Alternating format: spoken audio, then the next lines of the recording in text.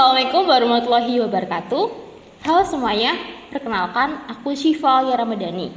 Nama saya Najah Perstinastiti. Saya Gina Khairunisa. Dan nama saya Prasaki Nabila Maheswari. Dan nama saya Zata Zarul Kaid. Saya Mita Amelia. Di sini aku dan teman-teman akan menganalisis hubungan arsitektur vernakular pada bangunan joglo, yaitu Joglo Kumpul-Kumpul Semarang.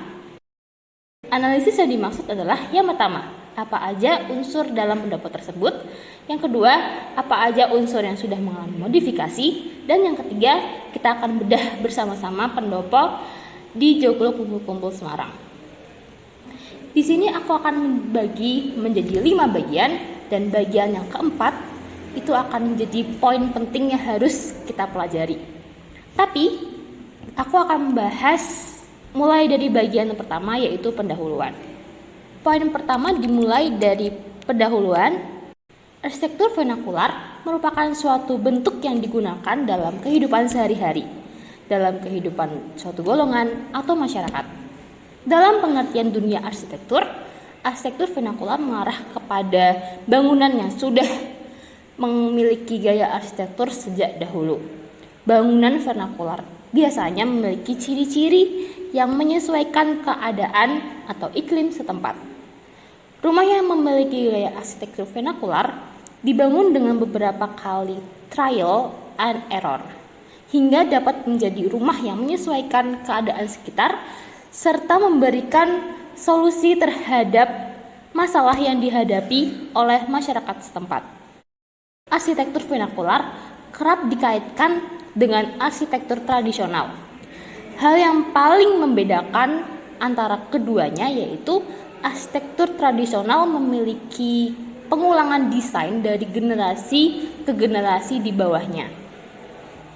Sedangkan arsitektur vernakular merupakan arsitektur tradisional yang mengalami perubahan dan perkembangan desain sesuai dengan perkembangan zaman.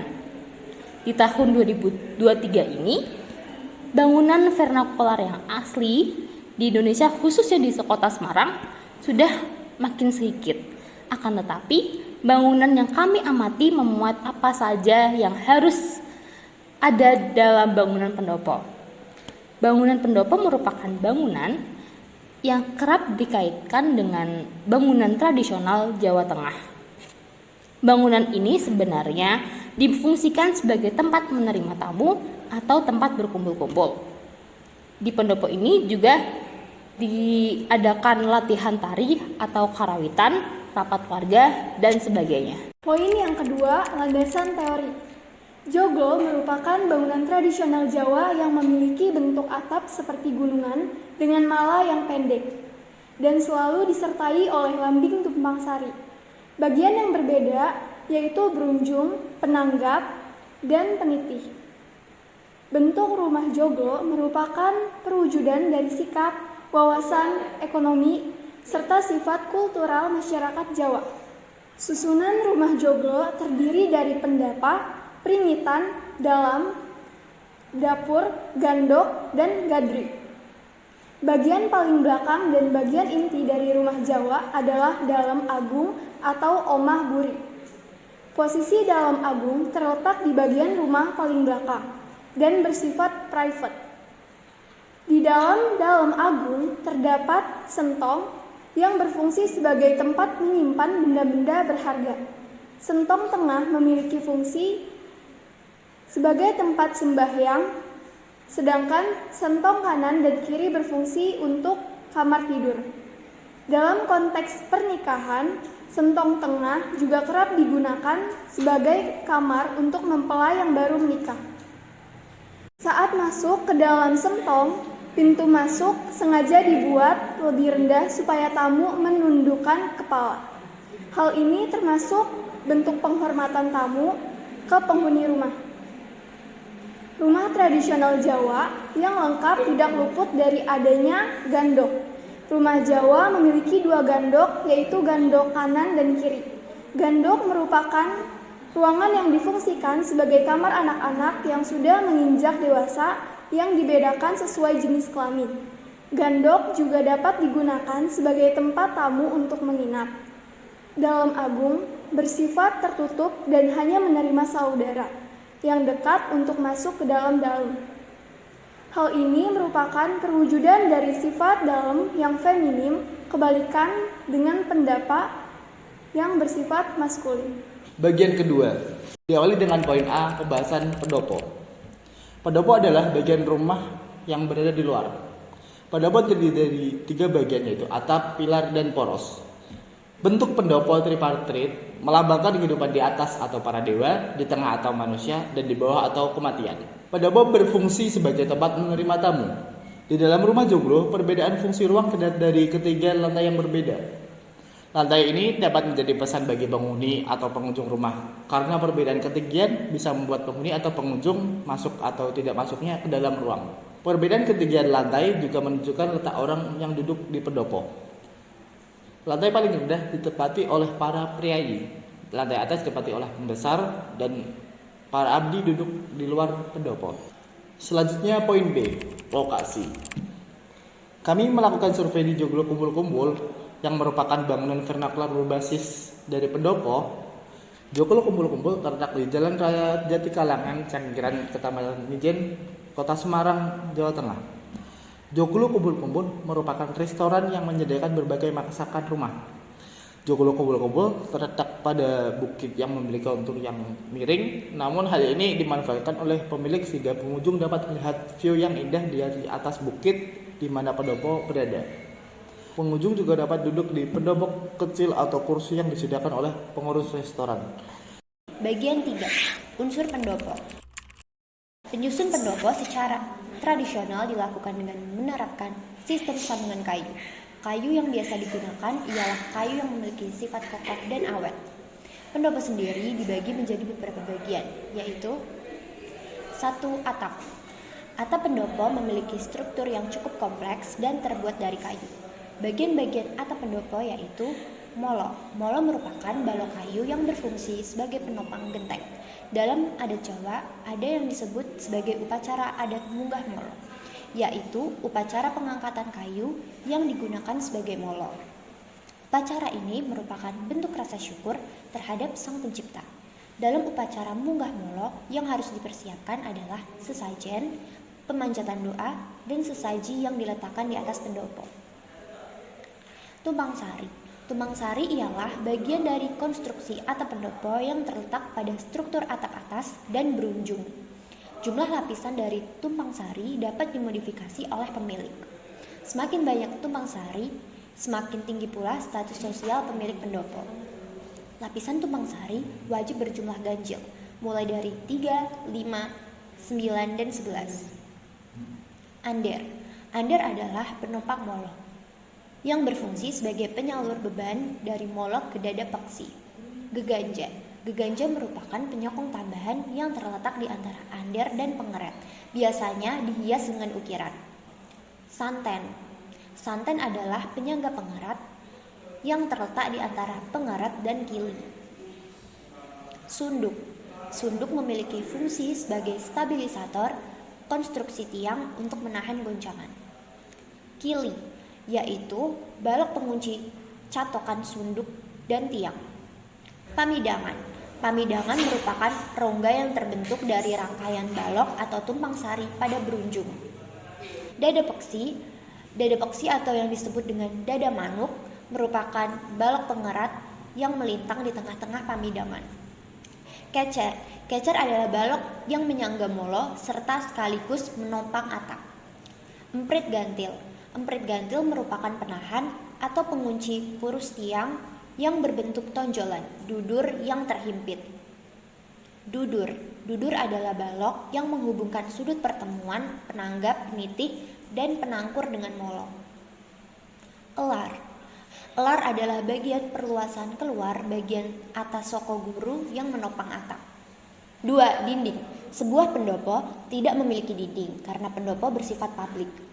Dalam kepercayaan Jawa, pendopo memiliki sifat terbuka dan maskulin, sehingga ketiadaan dinding mengusung prinsip tersebut. 3. Pondasi. Pondasi yang digunakan dalam sebuah pendopo disebut sebagai umpak. Umpak terletak di bawah soko guru yang terbuat dari batu andesit. Umpak berfungsi sebagai penyangga bangunan yang berada di atas tanah.